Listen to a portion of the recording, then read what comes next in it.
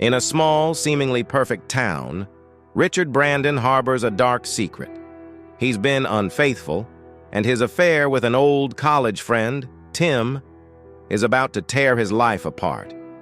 When Richard confesses his infidelity to his wife, Cathy, he doesn't just drop the bombshell. He tells her he might have contracted HIV. As Cathy's world crumbles, Richard manipulates the situation, faking tears and plotting revenge. But the deception doesn't end there. A secret call to Tim reveals their chilling plan, and Cathy, consumed by rage, lashes out, unaware that the real danger is yet to come. Enter Gregory, a master manipulator, who pulls the strings in this twisted game of betrayal. Richard Brandon parked his car in front of his house as he does almost every weekday. Today, though, he is late. 3 hours late, in fact. This time, it's not because of work. He glances at his house and sees his wife in the living room. When she suddenly looks his way, he has to bite his cheek to hold back his excitement. Smiling, he gets out of the car, locks it, and tries to act calm as he walks down the path to the back door. He can tell his wife is watching closely. He raises his hand to wave, and she starts to wave back but stops herself as he moves out of her sight. He notices she is heading toward the back of the house. Richard knows she will be waiting for him when he walks in. As soon as he steps through the door, she speaks up, and Richard knows what is coming. He braces himself for her words, but before she can really start, he interrupts her. "Stop! I need to tell you something that's really important." "No. What I have to say is more important. I mean it, Cathy. I'm going to talk first." Her face turns red. Richard can't quite tell if she's embarrassed, guilty, or maybe even angry. Still, she gathers herself and tries to speak her mind. "Richard, just listen, okay? What I want to say—" But he cuts in again. "For crying out loud, Cathy, you can say whatever you want, but only after I speak." "No, Richard, I need—" He pounds his fist on the kitchen table. "Enough!" His sudden show of anger makes her pause for a moment. Once she gathers her thoughts, she tries again. "See, I said that's enough," he says firmly. "You don't understand yet, but what you have to say doesn't compare to what I have." She gives him a look, as if she's agreeing with him just to be kind. It's not a flattering expression on her face. He meets her gaze, mustering the strength to share the words that will change everything between them. If he felt any doubt before, that look pushes it away. Taking a deep breath, he says, "I've been unfaithful." He watches his wife's face as her expression shifts to shock. He knows she would never have thought he would do this. She stands there in silence, struggling to understand what he's just confessed. I know I'm terrible. I deserve to be punished and all that, but please believe me. I love you. I never meant to hurt you. Honestly, I thought we wouldn't get caught and that I wouldn't have to be in this position being the one to tell you." He turns away, trying hard to keep himself calm. Taking deep breaths through his nose helps him feel a bit better. Richard looks back at his wife and starts to talk. "You might be wondering why I'm saying this, my dear." He pauses for a moment to see how she is reacting. He can tell his next words will grab her attention. They are words meant to shock her. "I've been seeing someone, and he called me this afternoon. I'm not sure how to tell you this, love. I'm really sorry, but the reason I'm late is that he's feeling very upset." "I'm so sorry, love. It's hard to say, but he found out he has HIV and, well, that means there's a chance. Well, probably more than just a chance. I think I might have it too." He looks down at the floor, feeling guilty. You could hear a pin drop if it weren't for the sound of the fridge. He looks at his wife. She is standing there, her eyes wide with shock. Her face looks pale, almost white. He thinks she has forgotten what she wanted to discuss about her weekend away with her boyfriend. He manages to take off his boots just before the first words come from her. You jerk," she yells at him. He thinks to himself that now she is really angry. Richard replies evenly, "Well, yes. I can't deny that, can I? You jerk. What have you done?" she shouts, thinking he can't answer back. He tries to calm her down, saying that things might not be as bad as it seems. "Well, I mean, we might be okay. We might not have caught it, but it seems likely that I have. Tim has had it for a while. You should feel a bit relieved that even if I do have it, well, our intimate life has not been very active for the last couple of years. Think about it. It's been a few months since you let me show you affection, so there's a good chance you're not infected. She gets defensive, understanding what he means. That's your excuse? Because I said not tonight a few times? She screams until her voice fades. Well, it wasn't just a couple of times, was it? Her jaw clenches as she tries to find the right words to tell him he's wrong. But deep down, she knows he's right. And all she can say is, "How could you do this to me?" "Well, I didn't mean to hurt you. I just turned to him since you weren't with me." At first, Tim was okay with it, but after a few months it felt wrong not to give back. She feels confused. He just admitted to seeing someone else, the betrayal from him, their marriage, and what matters most to her. On top of that, they might now face a serious illness. Despite this, he seems so calm about everything. Eventually, she feels disgusted. "What were you thinking?" she asks. He looks down at the floor, trying to hide a smile, and mutters, "Sorry." She glares at him, horrified. Once he controls his urge to laugh, Richard tries to speak again. "I need to explain if you let me." He keeps looking down, then continues without waiting for her response. "I knew Tim from college. We lost our first times together, and last year we ran into each other." She spits out her words with anger. "You met up? Were you serious? You were just supposed to be friends." Richard takes a deep breath. "We didn't mean for it to happen. We just realized how much we missed each other. We talked about the past and how things have changed. The more we talked, the more we wondered if we would have been together if things were different, if people accepted same-sex couples back then. Maybe we would have." He trails off, and she just stares at him in shock. "Please, we never wanted this. You have no idea how hard we tried to fight it. But when you pushed me away, it brought us closer together." "When did this happen?" she demands. "I'm sorry, we started with small kisses, just hello and goodbye." They weren't passionate, just friendly pecks, but as things changed between us, those pecks became hugs. And eventually one day it turned into more. "I'm so sorry, I never wanted to hurt you." Cathy glares at him, shocked that he's trying to blame her for what happened. "So it's my fault you cheated? It's my fault you got a serious illness? You think it's all my fault?" She yells at him in anger. "And now you might have given it to me." "But Tim told me it's not always a death sentence anymore," he says quietly. "How would he know? Does he have experience?" she retorts, disbelief in her voice. He hesitates. "He knows someone who has lived with it for years." "Oh, great! Just what I needed to hear," she snaps. Richard, realizing he messed up, quickly leaves the room in distress. Once he locked the door, tears streamed down his cheeks and his shoulders shook as he tried to hold in his laughter with a towel. Just when he thought he had settled down, he was about to step out of the small room. Suddenly, he heard heavy footsteps coming up the stairs, followed by doors slamming. After a few minutes of quiet, the final slam of the bedroom door told him she probably wouldn't come back, making it safe for him to leave the bathroom. He knew that for her, shutting herself in the bedroom was a normal way to handle arguments at home, and if she stuck to her usual ways, she would stay there until morning. This only made Richard laugh more to himself. He took a noisy shower and changed into a robe in the living room. After closing the curtains, he poured himself a large glass of whiskey and settled down to relax. He turned on the television and raised the volume just enough to annoy her.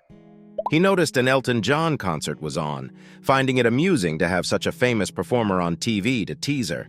He turned to that channel and cranked up the volume a little more. Not being familiar with most of the songs, except for Pinball Wizard, he paid little attention to the screen. Instead, he thought back to how he and Cathy had reached this point since he graduated high school in 1988. He had gotten into Oxford University. The following August, he moved to the area and shared a house with Adam, George, and Tim. They all quickly became friends, but Richard and Tim hit it off especially well and were hardly apart at first. All four of them focused hard on their studies. However, by the end of the second term, the late nights, drinking, and occasional use of drugs began to take a toll on their schoolwork. A year later, Richard's 3 housemates started using stronger drugs, including amphetamines and sometimes heroin, even selling drugs to support their habits. Although Richard tried to stay away, he eventually gave in to peer pressure and, despite his better judgment, took a dose that Tim prepared for him. They thought he was going to take speed. Unfortunately, Tim, who was already out of it, accidentally mixed in heroin. It was a drug Richard had never used before. The injection was nearly life-threatening, and he didn't remember anything until he woke up in a hospital. When he returned home, he found police were raiding the house and putting his friends into a police van. He promised himself he would never touch drugs again and walked away from the house, leaving his friends and university life behind. He walked out of Oxford and headed north to the A34. He put his thumb out to hitch a ride. Soon, the police found him and asked him questions. He got his 3 housemates to blame a specific bin from Newark for bringing in the illegal drugs. Because of this, the authorities could only charge the 3 housemates with having the drugs when they searched the house. They then decided not to pursue the case further after giving them official warnings. After leaving university without a degree, he got a job in a plastics factory. There, he met Cathy.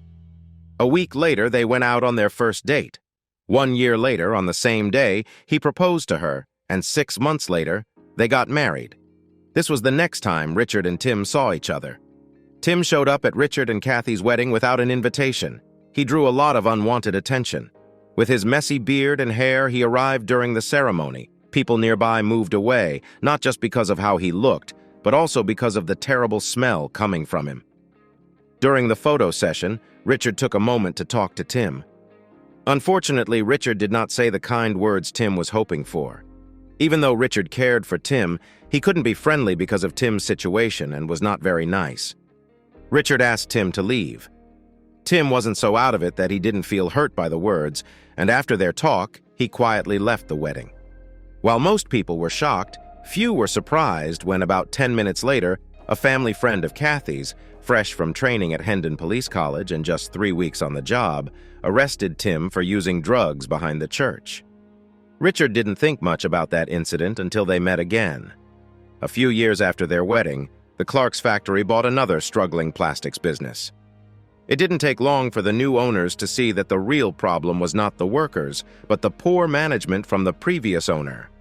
Richard was put in charge of finding and training any staff worth keeping at the new factory, which they creatively called Plant 2.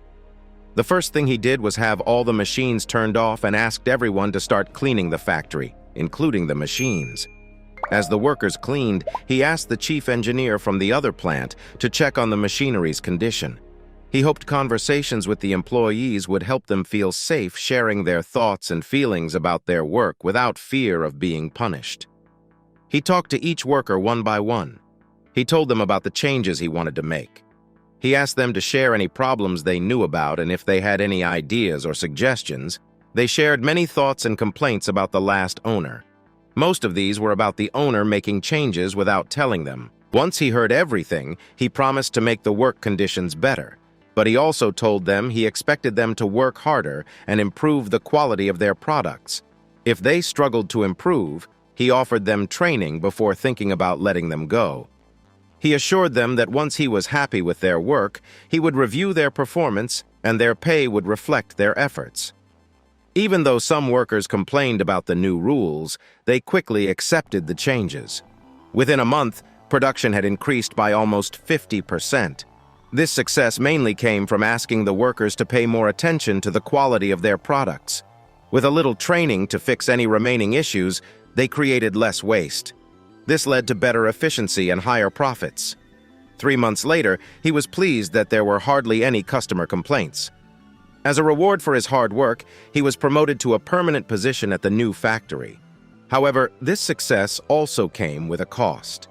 He and his girlfriend Cathy were no longer working together.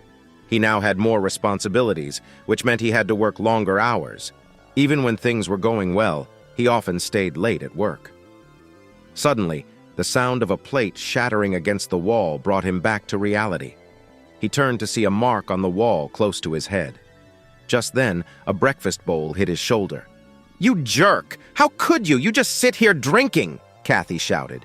"Please, you've got to stop! What if I have it?" she yelled as another bowl flew past him.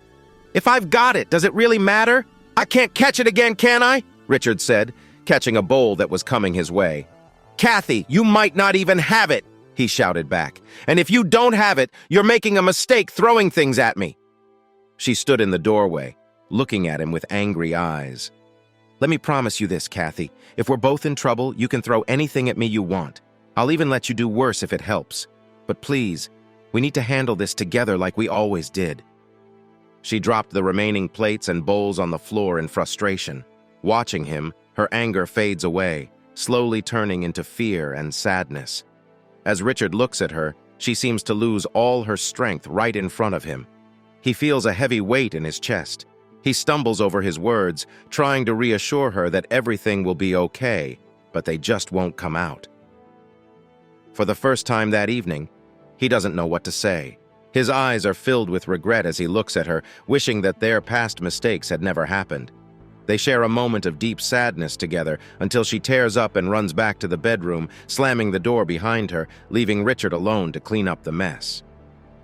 Cathy lies awake, her mind filled with thoughts of illness and loss, made worse by memories of happy times. Her dreams of growing old with Richard now seem lost because of a few careless choices. Meanwhile, Richard falls asleep quickly, but he spends his last moments before sleep second-guessing himself. He wonders how others will react to his recent decisions, but soon he drifts into sleep, waking up early the next day. He groans and stretches, trying to ease the tension in his muscles. He wishes he had gone to the spare room to sleep. As he boils water for his morning tea, he hears Cathy start to move around. He prepares her a cup and sets it on the table. She walks into the kitchen and sits down without saying a word. He puts her tea in front of her. He feels a little sympathy but tries not to smile. She looks exhausted. Seeing her tiredness gives him a strange sense of comfort, knowing she isn't glaring at him with anger anymore. Instead, she just seems hurt and confused. He gets up to make more tea before she speaks. "I think we should see the doctor and get tested," she says. "I agree," he replies. "I'll call work and tell them we won't be in today. You can call the doctor's office and see if they can fit us in soon." She nods in agreement, and they don't talk again until Richard calls in sick. Cathy makes the call to the doctor's office and tells him she managed to book them as emergency appointments. Her appointment is at 10:40 and his is at 2:15. He tries not to smile, pleased that she took the earlier slot. She leaves for her appointment, and as soon as he thinks she won't return soon, he makes a call. "Hi, buddy," he says when Tim answers. "How did it go?" "About how I expected," Richard laughs. "She wanted to say something we both knew was coming. I thought she might manage it for a second, but I took charge and insisted on going first." "I bet you were nervous." "More than you know!" I was biting my cheeks to stop from laughing, and I really needed to run to the restroom before I lost it. "So, she didn't hurt you?" "No, but she did throw some dishes." "We were right. Even though I said we got close after the last time we were together, it seems she hasn't thought about that. There's no way she could have caught anything from me. How is she this morning? Still upset? Feeling down? Not in a good spot? I think she is more hurt that I broke my promises than about anything else.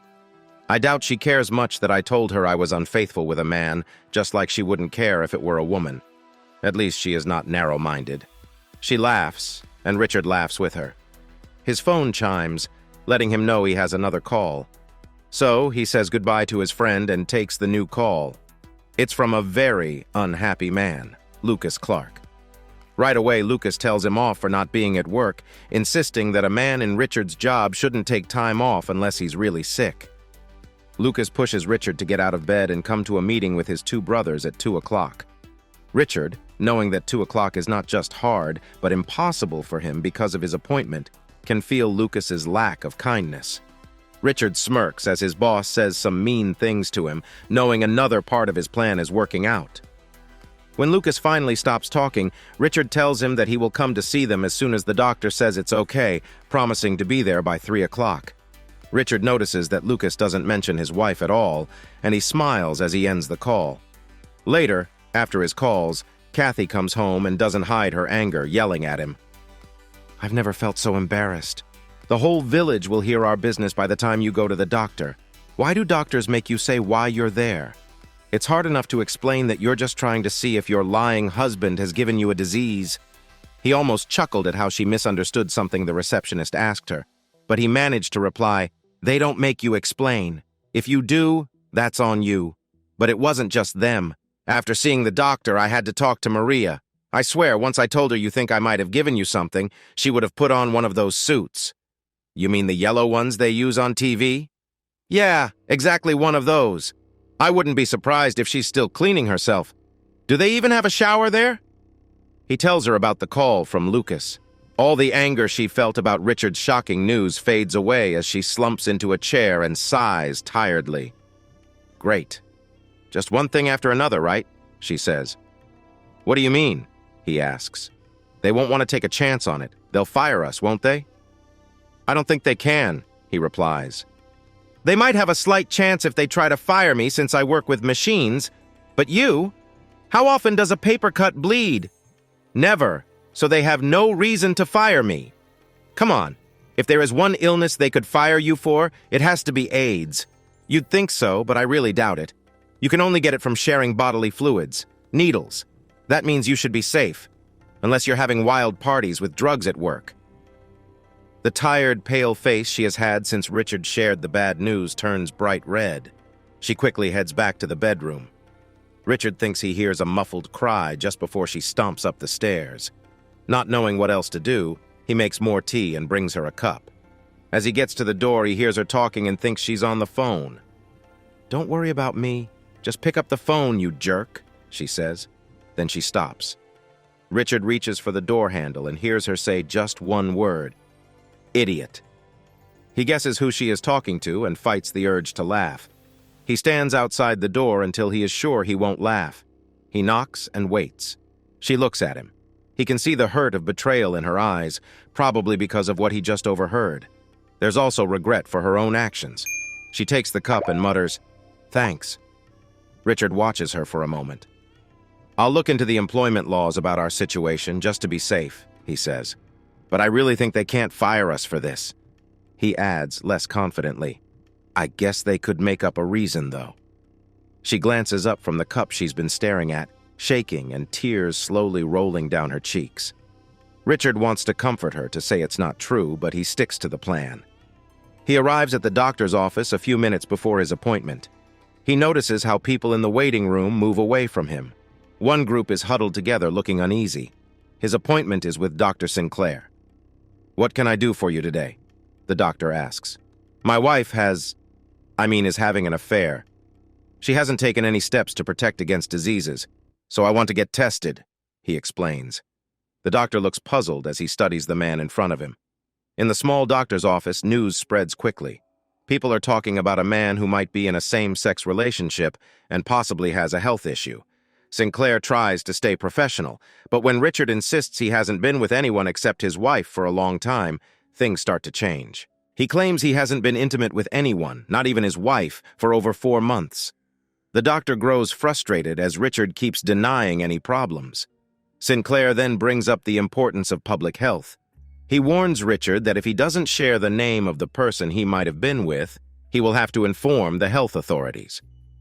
Richard has spent a lot of time looking into the laws about healthcare workers and their duties regarding people with health issues. He spent his morning going over those rules again. He knows that the doctor is trying to force him into something without proper grounds. The doctor feels annoyed by Richard's unwillingness to share details about the possible source of his condition. When Richard laughs at him, the doctor loses his temper and demands that he leave the office. Still chuckling, Richard walks out without talking to Nurse Maria for a blood test. He takes his time driving to work, aware of what lies ahead and surprised at how quickly everything has unfolded. As part of selling Smith packages, the previous owner, Gregory Smith, agreed to a 2-year contract as a manager. Gregory has a unique skill. He is very charming. If it weren't for his talkativeness, he would have gone bankrupt years ago. The Clark brothers, though they had doubts, put him in a title of sales manager because of his good reputation. The Clark brothers decided to keep Gregory away from the production line, ensuring his contract stated he wouldn't take part in anything related to that area. If he broke this condition, he would lose his job without any chance to argue. At first, the Clark brothers limited Gregory's role, but he quickly repaired relationships with the customers he had. They even hired a trusted secretary as a spy to watch him closely. Cathy, who reluctantly took on this task, was aware that she had to keep an eye on him. Gregory actually did the work he was hired to do, and to everyone's surprise, he did it well. His skill in smoothing over past mistakes, along with the reputation of the clerks, helped him gain respect in the business. Within 6 months, the brothers started to see him not just as an employee, but as a colleague. Over time, even Cathy seemed to trust him more as his status grew. The brothers' acceptance of him improved, and just before his contract ended, they changed the terms and started allowing him to go on sales calls. Often, but not always, he was joined by Cathy, who was assigned to oversee him. Unfortunately for Richard, his main regret was that his work schedule got in the way of his usual lunch with his wife. Richard's job meant he had little interaction with Gregory, which Richard thought was a good thing. He parked his car and went in for a meeting with the brothers, entering Lucas's office. There, Richard saw something unexpected that made him laugh loudly. "Something funny?" Lucas asked. "No, not really," Richard replied. "It's just something I heard earlier. Sit down. Let's get this over with." Richard started to remove a big plastic bag that was covering the chair in front of Lucas's desk. "Leave that on," Lucas said with more authority than needed, then added, "Please." Richard fought back laughter at what he thought was a clear lack of understanding. "This shows well," he thought. "Ignorance is my play here." He sat as asked and looked at his boss with a big smile. Seeing Richard's grin, Lucas shifted nervously in his seat. He stared at Richard awkwardly for several seconds before attempting to speak. "Richard," he began, but his words got stuck in his throat and came out strangely. Nevertheless, he pressed on. "It has come to our attention that you are having an affair." "No, I'm not.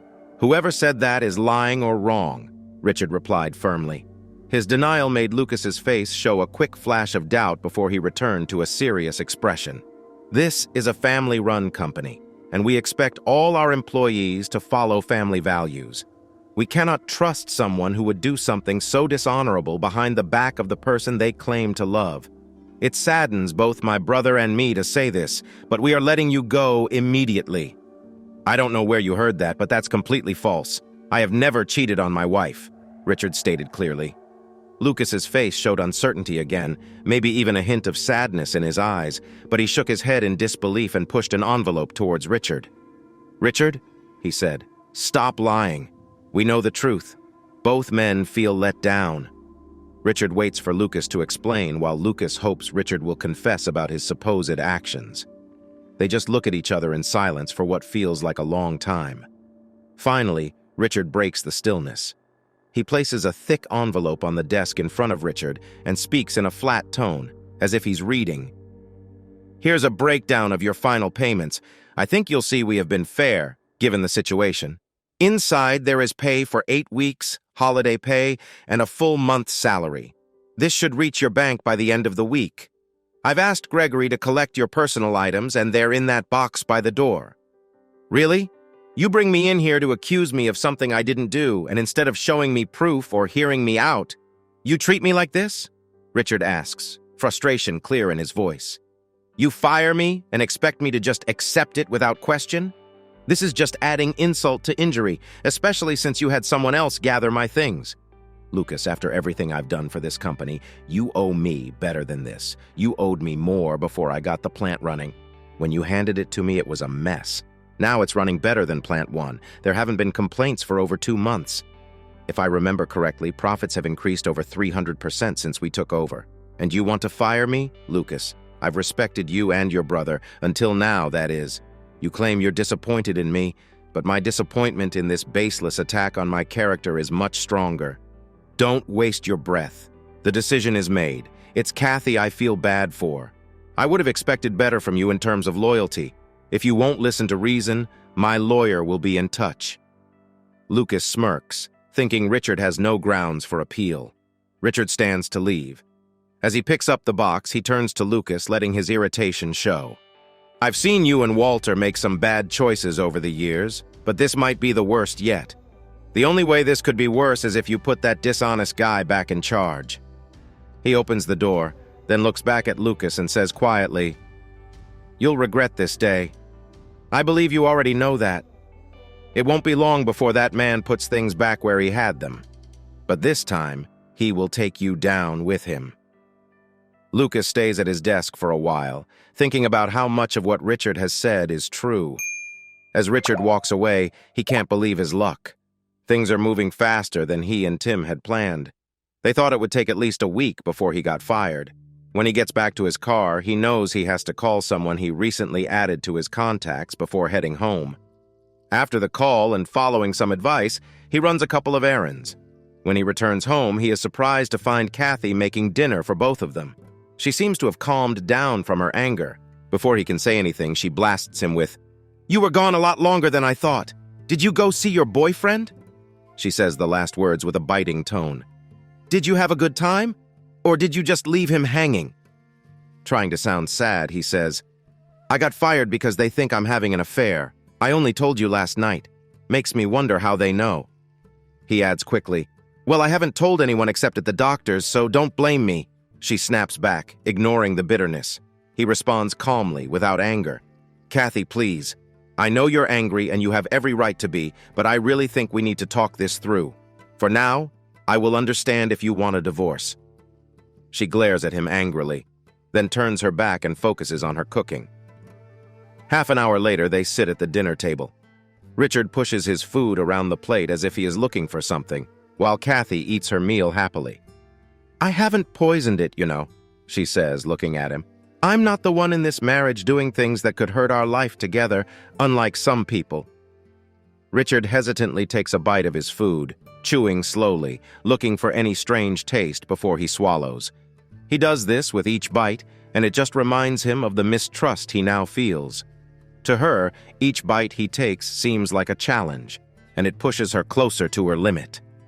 "For heaven's sake, Richard, I have not poisoned your food. Eat it properly. Now tell me what happened this afternoon. I know you've not been checked. That woman called me 4 times saying you were difficult. You need to go back and have some blood taken. I'll make a note of that."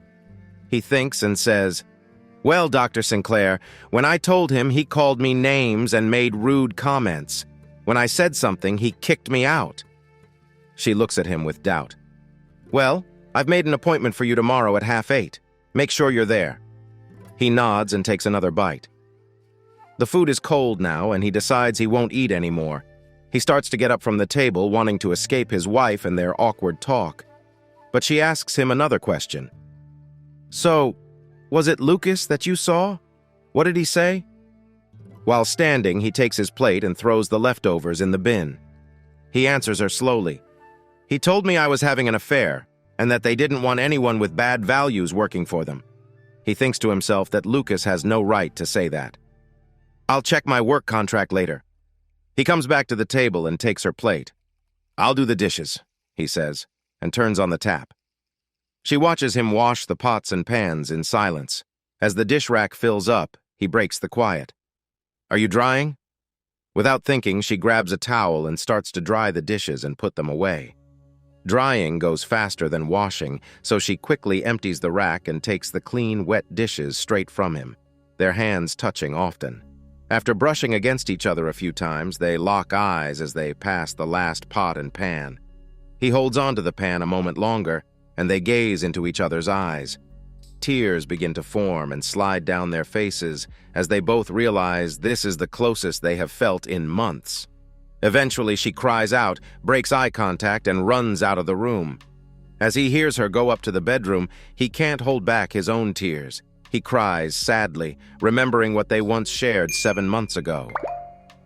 One day, while Cathy was working, she was asked to help a man from a company trying to sell a system to monitor machines from connected computers. The man, Mr. Timothy Wilson, needed to meet Richard and get a tour of the factory to show off his product. Even though Cathy had seen him with Gregory a couple of times at business lunches, she never thought the well-dressed man could be the messy and unpleasant guest at her wedding. Timothy, for his part, only knew Cathy from that day, and he had no idea about their connection. When they reached Richard's office, they had to find him on the shop floor. Cathy waited while he finished dealing with a problem. Before he introduced them, Timothy recognized Richard right away. But knowing how much he had changed, he decided to pretend to just meet an old friend to see how long it took for Richard to figure out who he was.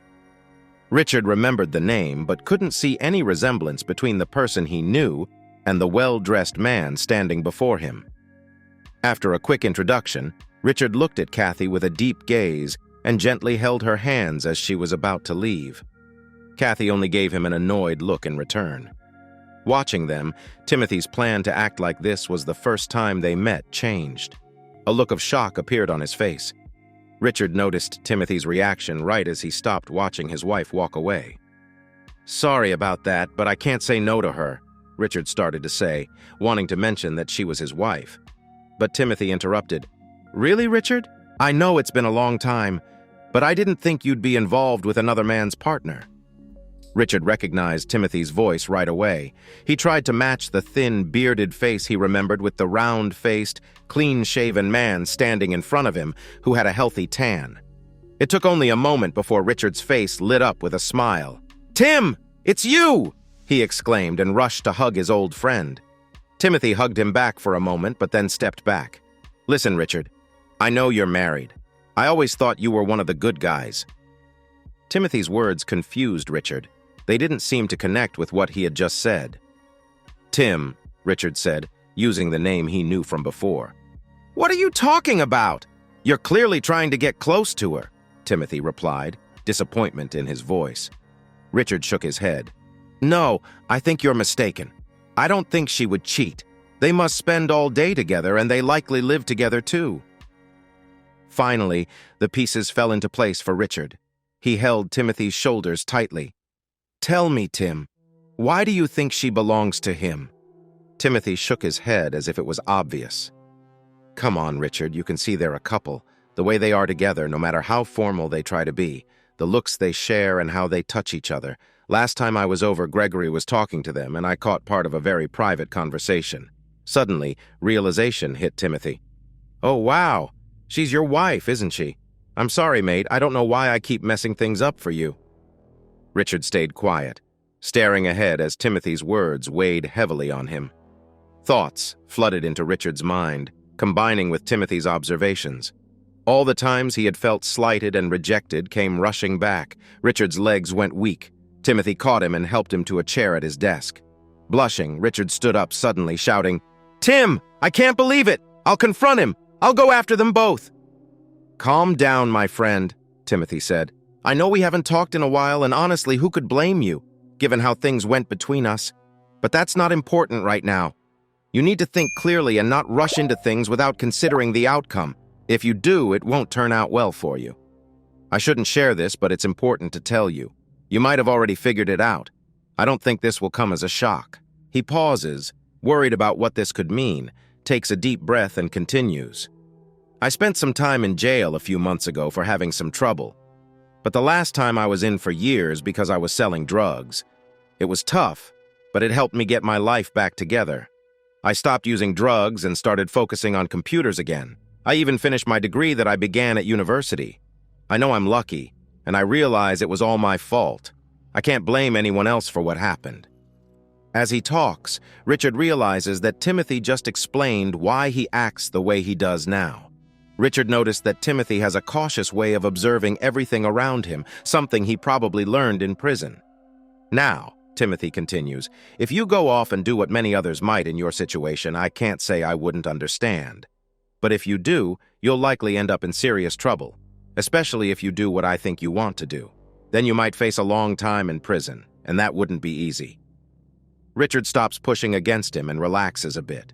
If you think things through and don't act impulsively, you can find a fair way to deal with this. You might not come out on top, but it's better than spending years locked up. You might even succeed in a better way. Please, don't let some untrustworthy person and their friend ruin your life even more. Hearing Timothy insult Cathy makes Richard's fists clench, but he takes a breath and calms down, realizing Timothy is right. "Come on, I have a work budget, and I'm supposed to treat you to something nice. Let's go grab a bite to eat. If you want to drink, that's fine, but I don't drink anymore. And you know why?" Richard might not grasp everything Timothy said, but he understands the main point.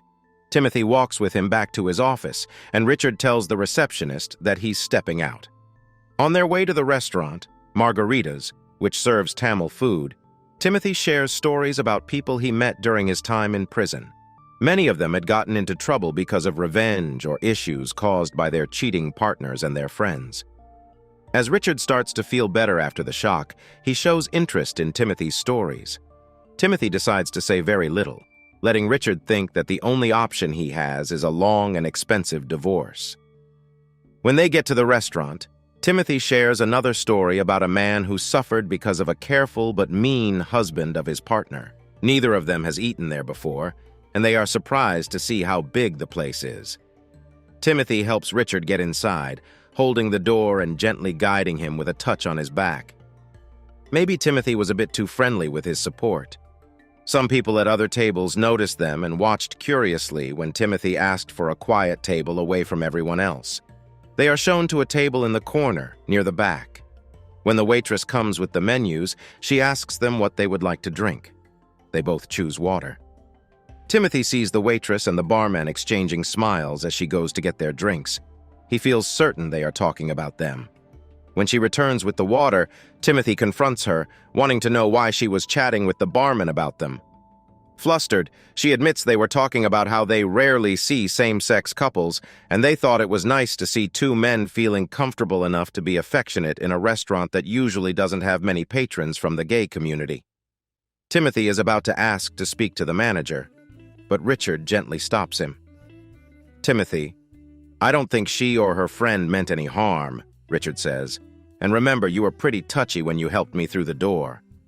They all apologize, and then they place their meal orders. Timothy begins to tell Richard about the man who, he claims, was set up by his partner's husband. According to Timothy, both the wife and her lover ended up in trouble because the husband managed to steal money and made it look like the lover was involved. Richard finishes Timothy's thought, asking, "Is there any way I could do something like that? I mean, I don't think I could hurt her even though I'm angry." "Shh, you're getting loud," Timothy warns, grabbing Richard's hand. Richard nods and continues. "But how did he set him up?" "That's the tough part, my friend," Timothy replies. Timothy thought hard about what Blakey said. If Blakey really was set up as he claimed, only the hurt husband knew the truth. It would be foolish for him to share how he did it. "That's true," Richard replied, considering the situation. "So is this the end? Are we in trouble?" Timothy shrugged. "Maybe. It's hard to say. A few of us had some thoughts on how it could have happened." He glanced around to make sure no one was listening. Leaning in close to Richard, he shared the details and theories suggested by some other inmates. "You might think I'm just making this up to get a sale. And honestly, if it were someone else, it could be. But this is real. I know something about this system." Timothy paused, looking serious. "One of the guys figured out a way to do it, but it's secret. It's not quite legal." Richard raised an eyebrow, unsure. He felt a bit suspicious, but Timothy continued, "It's for me and my company, not you." Richard had doubts in his mind, but Timothy's words made him think about his own life and the questions he had been ignoring. After a moment, Richard nodded, ready to listen. Timothy explained the system in detail. Richard listened carefully and asked tough questions that pushed Timothy to his limits. Then Richard asked one question that made it clear he was interested. Later, back in Richard's office, they began talking more about the system. Suddenly, Timothy put a finger to his lips. Not knowing why, Richard stayed quiet. Timothy then typed on his phone and showed Richard what he had written. "Don't look too closely, but this is a video recorder." Richard looked confused until he saw Timothy pointing to an electronic frame. It played a slideshow of photos, a gift from his wife, filled with memories of them together. "Given that, I think we should discuss the details of the system," Richard said. They spent the next 2 hours talking, with Timothy explaining and Richard asking many of the same questions from earlier. During this talk, they didn't mention the extra part they had discussed, and Timothy increased the cost by 10%, allowing Richard to negotiate it back down. After reviewing the paperwork for Timothy's system, Richard found it acceptable. He recommended it be signed by the brothers as soon as possible. At first, Richard suggested that only those directly involved in making it would have access to the system. Timothy and Richard expected that Gregory would find a way to persuade them that he should also have access to the new system. 2 months later, the setup is done. The brothers and Gregory think they have full access.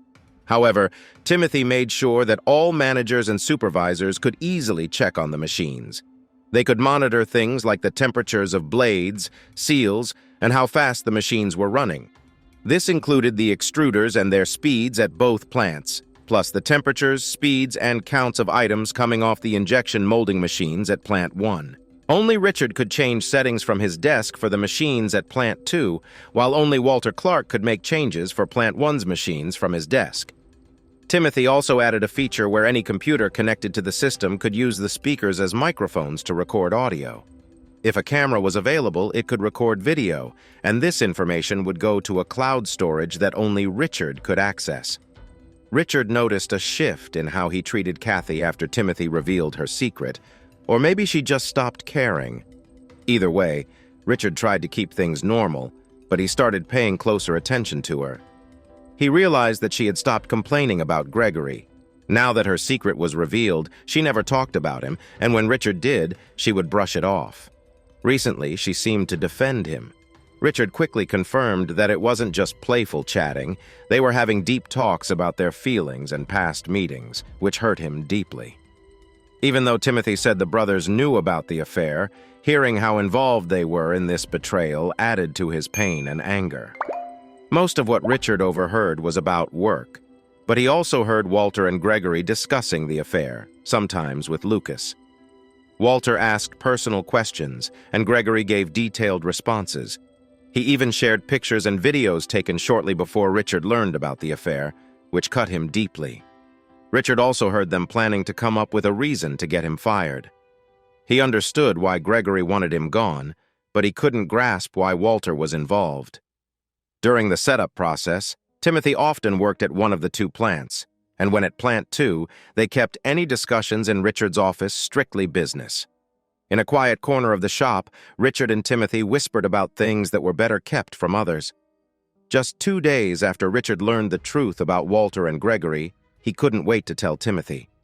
Timothy looked surprised, just like Richard felt when he first heard the news. They both agreed to go out for lunch so they could talk freely. They quickly settled on a nearby cafe, and as soon as Richard was ready, they headed out. They asked for a private table, and the staff kindly gave them their usual spot. After ordering water, they took their time looking over the menu until the waiter came back. "I really can't believe what you told me about Walter," Timothy said. "When I first spoke to them, both of them were saying great things about you. Walter seemed even more excited to hear from you because you did such great work organizing everything. It doesn't make sense for him to do this." "Exactly.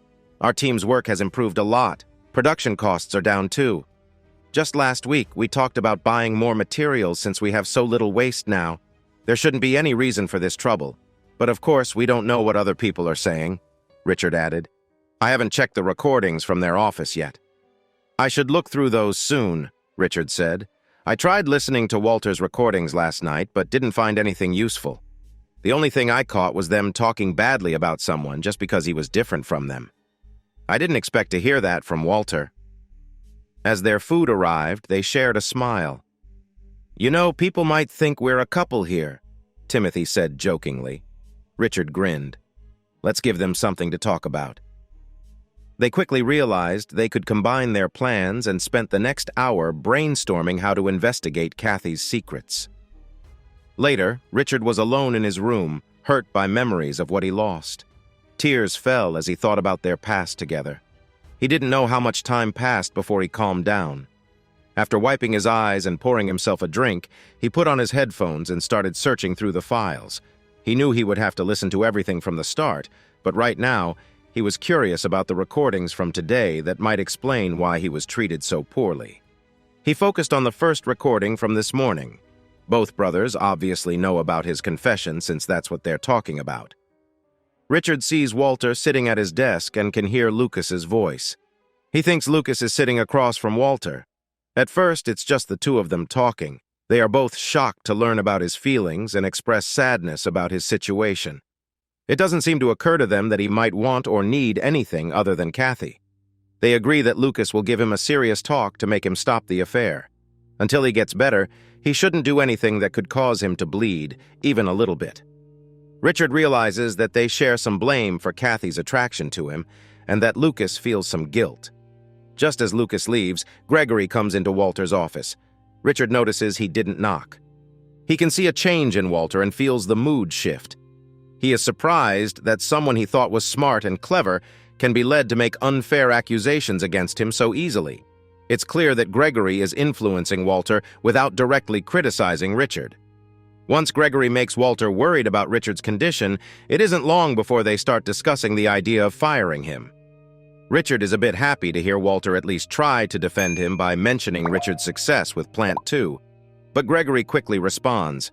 He says, "I was foolish when it came to Smith Plastics, and we all know that. I kept it running longer than I should have because of my accountant." Walter looks at Gregory with uncertainty.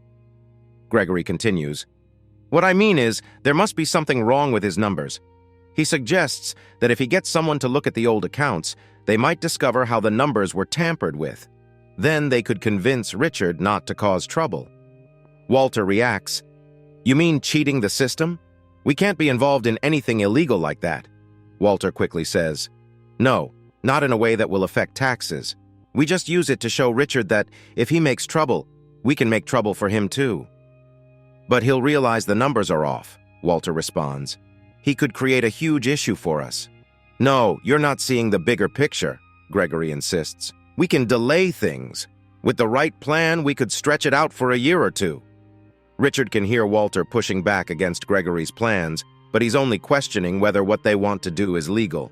Later, during a meeting between the brothers, they decide to fire him. Even though Richard already knows what they will decide, he feels upset to hear Walter repeat Gregory's points almost word for word, without mentioning anything about Gregory's shady accountant. Lucas tries to explain the laws about HIV and jobs, but he can't convince Walter that it would be wrong to fire him. In his last attempt, Lucas brings up Cathy, explaining how hard it would be to argue in court that the reason for their firings is unrelated to any worries about being HIV positive. Walter quickly responds by saying that they will keep Cathy for now, even though she might also be at risk. Lucas agrees, but Richard notices a hint of uncertainty in his voice. He knows that they hadn't discussed Cathy before Gregory arrived or even while he was there. Yet, Walter seems to have already made up his mind. Walter tells Lucas that soon they will have two easy ways to let her go. One way is redundancy, since she now only works as a helper for Gregory and is no longer needed. The other way is to pressure her into resigning by threatening to unveil her relationship with Gregory. Richard is amazed that they are willing to dismiss him and his wife out of their unfounded fears. He thinks they must see that if Cathy has HIV, then Gregory could also be at risk. Considering the two options for Cathy's firing, Richard doubts they could convince a court that there is no connection to HIV. Then, he realizes they have a different way out. This gives them more strength to push Cathy to leave quietly. He has known the brothers for nearly 8 years, especially since becoming responsible for Plant 2. This behavior seems so unlike them both. Lucas has always been the risk-taker, the one making bold moves, while Walter has been the calm one, the one who keeps things in check.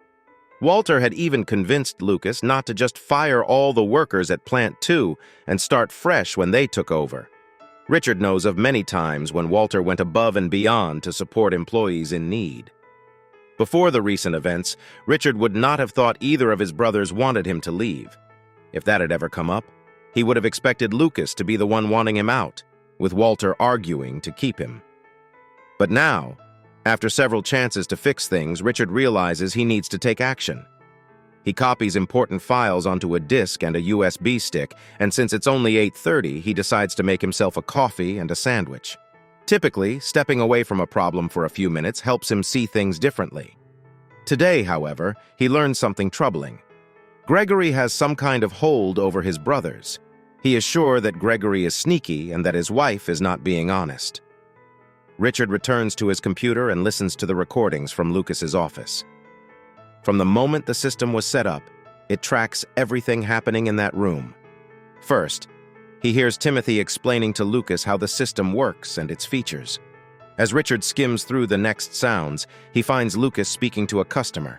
It takes him more than 3 hours to listen to the first day of recordings. After this, he realizes the huge job he has ahead of him. As he relaxes with his drink, he wonders what kind of control Gregory has over the brothers. Richard suspects it has something to do with Walter. He keeps his doctor's appointment, which goes much like the last one. But when Richard asks Dr. Sinclair how details of a private meeting were known by his wife before he got home, The doctor stammers and denies any breach of confidence. Yet, he promises to investigate the matter. After a brief visit, Richard also sees the practice nurse to give blood samples over the next few days. Richard continues listening to past recordings, covering 3 or 4 days' worth each time. After Cathy goes to bed, he listens to the recordings from that day.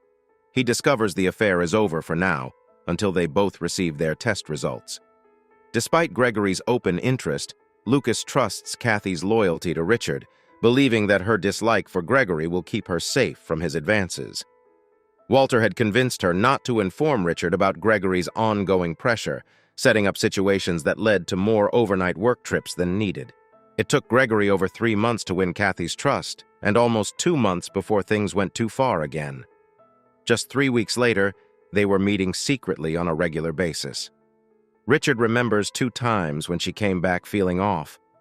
She seemed very tired and upset. No, upset isn't the right word. She was angry and wouldn't explain why. At the time, he thought it might just have been bad mood swings. Now he wonders if she had been using drugs. He thinks he might have suspected it back then, but since she was against drugs, he pushed the idea away. He also thinks that if he had asked her then, she might have told him the truth, and they could have worked it out together. Yes, they might have solved it back then, but now, with everything he is finding out, it's too late. 3 weeks later, on a Friday night when she gets home, she sees him sitting in the living room playing a card game.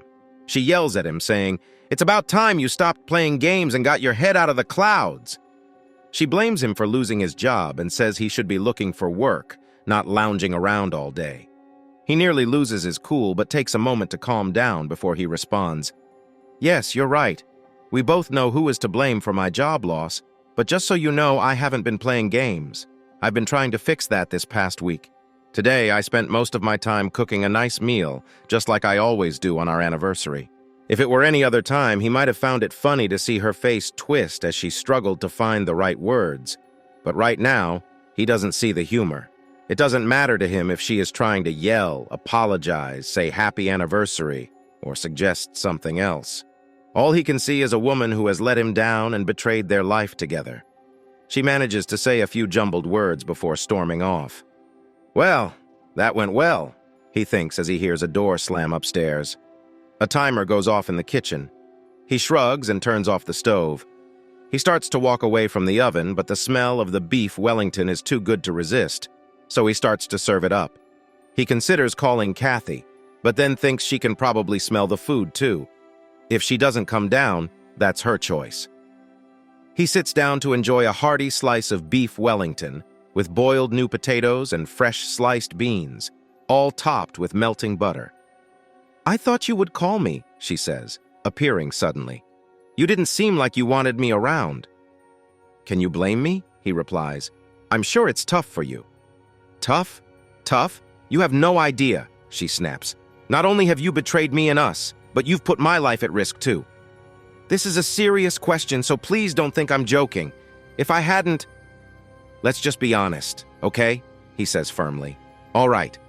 But if it were true, what I'm trying to ask is, do you think you could forgive yourself? You must be joking. We have talked about loyalty in a marriage many times. You have no idea of the hurt, the shame, and the doubt I now feel. I am questioning everything about myself. I'm looking for reasons to understand why you made the choice you did, and don't you dare say it was only because I wasn't feeling close to you a few times." Richard glances down at his almost empty plate, trying to look sorry, if not guilty. He finally manages to say, "I can only imagine how hurt you are because of my actions, but you can't know how bad I feel for hurting you, knowing I worked with someone else to lie and betray you for no reason other than selfish thrills." He hears her hold back a sob as he talks. "Please believe me. It was only a mistake. I never betrayed you in other ways. I didn't speak badly of you or share our private matters. Until now, no one knew anything about us except for me and Tim when we had a loud argument, causing a chair to fall to the floor." She runs from the table and he softly talks to himself. "I do understand how you feel." He sits quietly for a while, looking at the gift and card that are still unopened on the table, wondering if he is pushing her too far. His worry is strong enough that he almost wants to go after her and tell her that he made up the affair. that he knows about hers too. Then, his phone buzzes with a text. "How's it going?" The message makes him pause and remember that he needs to stick to the plan. He wasn't the reason for her pain. It was her actions that caused all this. He thinks for a moment before replying with just one word. Painful. "Hang in there, friend. Tomorrow will be tough, okay?" Numb. He sits there for a long time, suddenly feeling worn out. He makes himself stand to clear the table, but can't find the energy to wash the dishes. Instead, he leaves them piled on the side before he finally heads up the stairs to bed. He hears her quiet sobs as he passes their bedroom, and the struggle in his heart starts again, leading to tears and a heavy feeling in his chest.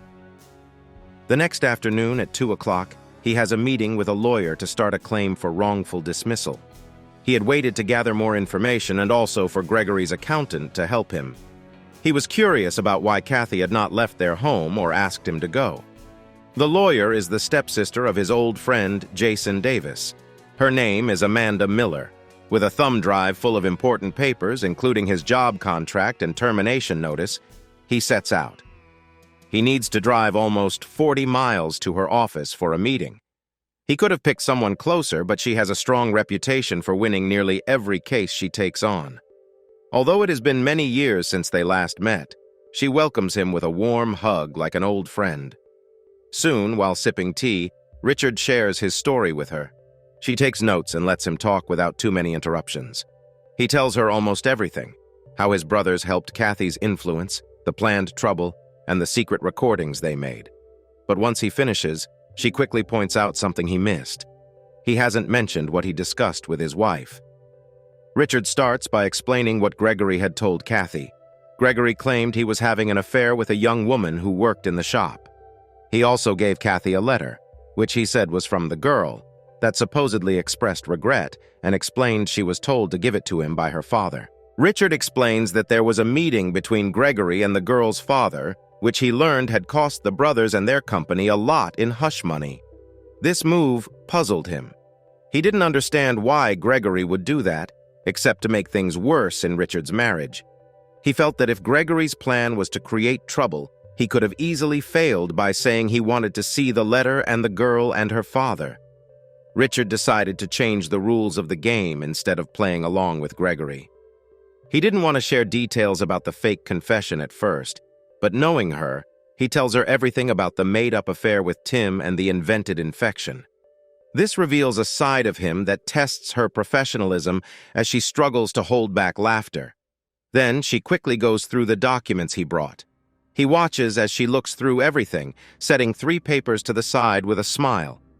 She holds up the contract from Timothy's company, including his job offer and the letter of dismissal. Her smile grows wider when she points out that, although he has been let go, his contract still says that he is technically employed until his notice period and holiday are over. This means for 3 months after his dismissal, the Clerk brothers and the company still consider him an employee.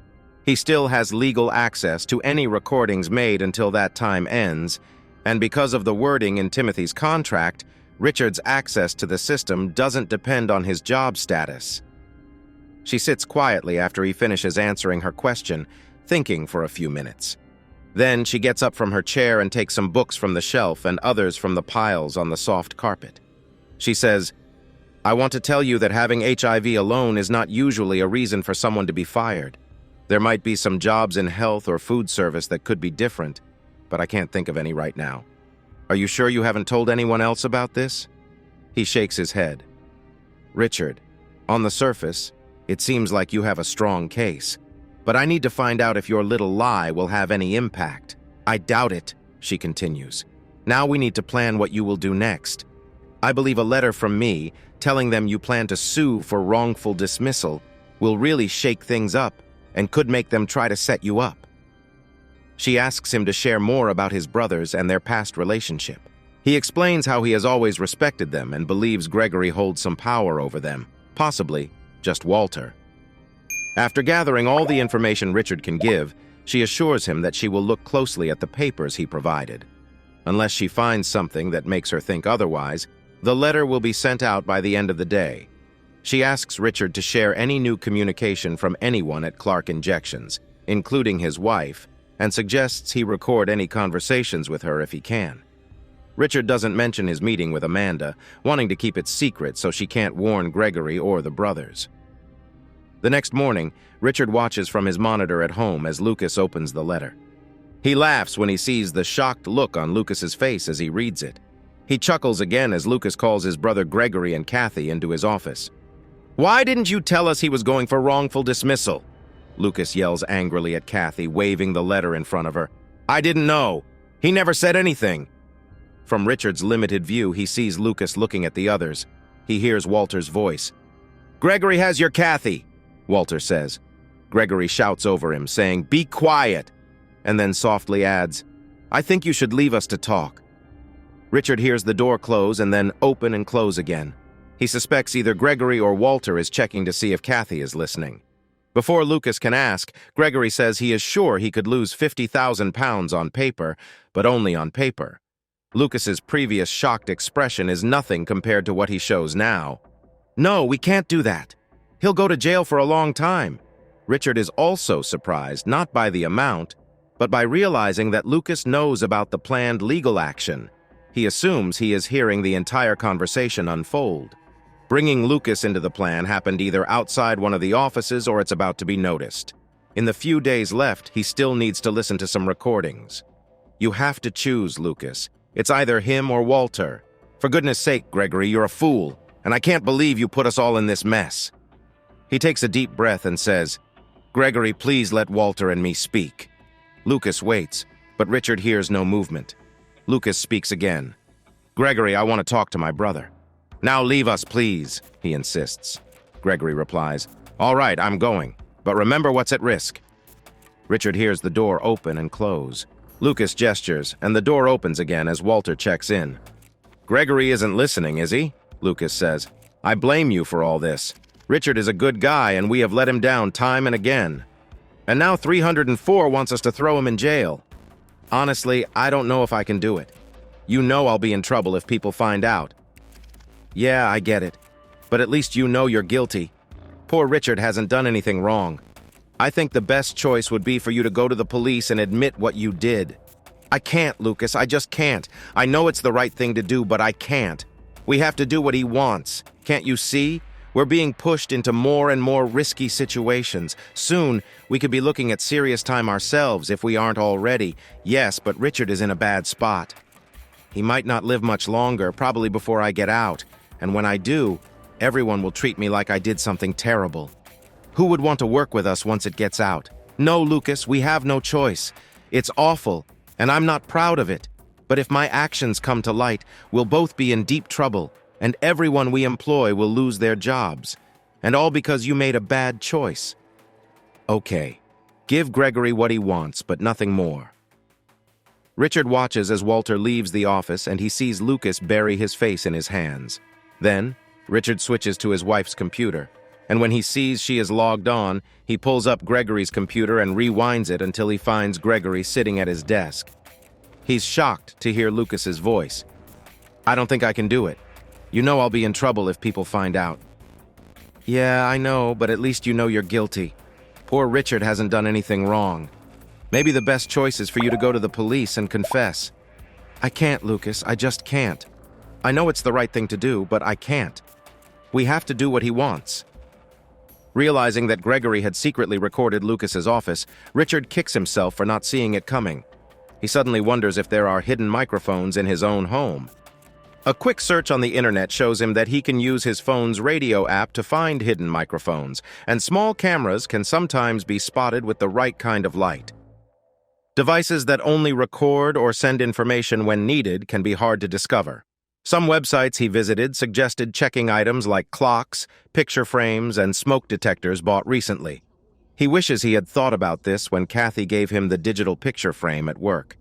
He tries to remember if he has anything like that at home, but he can't think of anything. Still, he decides to look through the entire house, checking every room but finds nothing strange.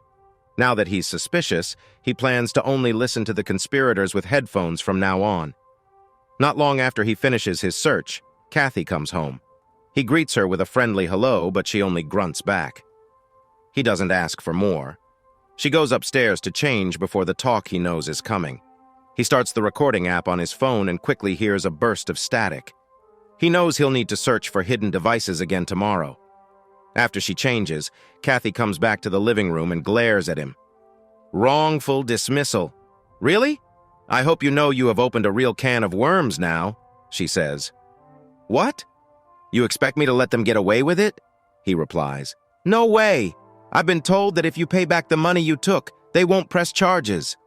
Money I took? Really? Almost 50 grand, apparently. What are you planning? Some big adventure with your boyfriend? Seriously, do you think I've taken anything from them? You can join them on their way out. Yeah, well, when you get locked up, you can deal with it then, she snaps. Well, if tonight is my last night of freedom, I'll go to the pub and get something to eat. He thinks about calling Amanda to give her a heads up. He realizes that her office will be closed, so he can only leave a message that she won't hear until morning. He decides to send an email with the recording later. This gives him the idea to hide his phone and record. He quickly places it on top of the cabinet, out of sight and reach. After that, he checks for his wallet, grabs a jacket, and leaves without saying goodbye. As soon as he enters the pub, the teasing comments and playful jokes show him that everyone knows what's happening. Not that anyone seems to care that he is now interested in men. It was clear that most people didn't believe he cheated on Cathy, or that it was with another man. He quickly learned that Gregory was eager to share what should have stayed private. That was something else to discuss with his lawyer later. After a few drinks and a hearty steak and fries, he felt a bit better. When he got home, Cathy made a sound of disgust and went to bed without saying goodnight.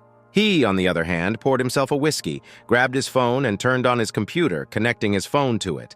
He managed to move the recorded message to the computer and played it. Hi, handsome. He's gone to the pub so we can talk. No, he denied it. But when Lucas talks to him tomorrow, I'm sure he will do the right thing. Yeah, I said that to him, I know, but something worries me. Well, a few things. Really? He didn't seem upset about it. I guess you're right. Oh, another thing. It felt like he was expecting this. He spoke as if he was angry, but it didn't seem real. You know what I mean? Yeah, I understand. All right, talk later. He heard the front door open and close, and then it was quiet for about half an hour. That's strange, he thought. They both should still be worried about the virus. He leaned back and considered what he knew about Handsome, as Cathy called him. He doubted that he had learned enough to know that women were less likely to pass on the virus than men. If she was sure about how long she had been without being intimate with him, and when he said he had been unfaithful, she might believe she was safe and convinced him that it was okay. Of course, they could be using protection, but Richard doubted that he would trust it fully. He thought for a bit longer, and suddenly had an idea. He turned off the computer, finished his drink, and headed to bed, pretending to speak to someone on his phone. Hi, babe, he said as he walked up the stairs. I wanted to tell you that I have booked the hotel for us to celebrate the anniversary of our meeting. No, I think we better wait and see if we are both clear before we meet with the group again. It wouldn't make sense until we know if everyone is safe. Yeah, I'm heading to bed now. You know I'll be thinking about that day. Ha ha ha. What? Ha ha. Okay. Yes, I'm about to get ready for bed. He closed his bedroom door and listened for any sounds outside. When he hears the door to what he thinks of as Cathy's room open slowly, he continues what he is doing. His shirt is off, and he is unclipping his belt when the door swings open. Cathy yells, "You dirty liar! Were you talking about celebrating 10 months together? That means you've been unfaithful for nearly a year. You cheated and lied about when it started." Well, that's it. I thought we might try to make things work as long as we were both honest. After all, who would want us if we are not safe? But you haven't stopped, have you? You're still seeing that other guy. If that's the case, one of us needs to move out. I think it should be you. Maybe you and your new boyfriend can set up house together. I hate you. I hate you. I hate you. She storms back to her room, slamming the door behind her. He smiles, feeling pleased with himself. Then he hears a lot of noise coming from her room. A few minutes later, he hears her rushing down the stairs, the front door slamming and her car starting as she drives away. What surprises him is that about 30 minutes later, he hears her come back. She doesn't return to her room. Instead, he listens as she cries downstairs. While he feels some sympathy for her, He also feels a strong urge to go down to her, shout at her, and tell her he knows about her cheating.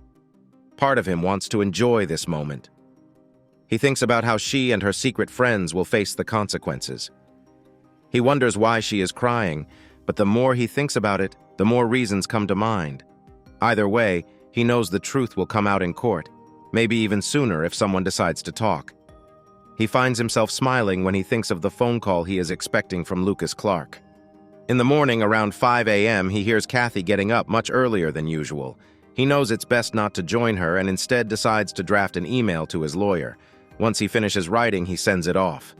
After 7:45, he gets a response telling him to call as soon as he can after he is arrested.